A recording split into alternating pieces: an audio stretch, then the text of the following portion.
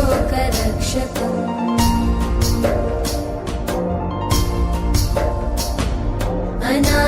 अनायकैकनायकं विनाशिते भदैत्यकं नताशुभाशुनाशकं नमामि तं विनायकम्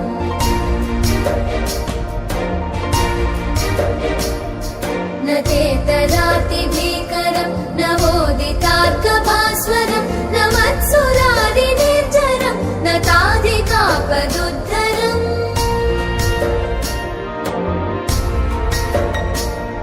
सुरेश्वरं निधीश्वरं गजेश्वरं गणेश्वरं महेश्वरं तमाश्रये परात्परं निरन्तरम्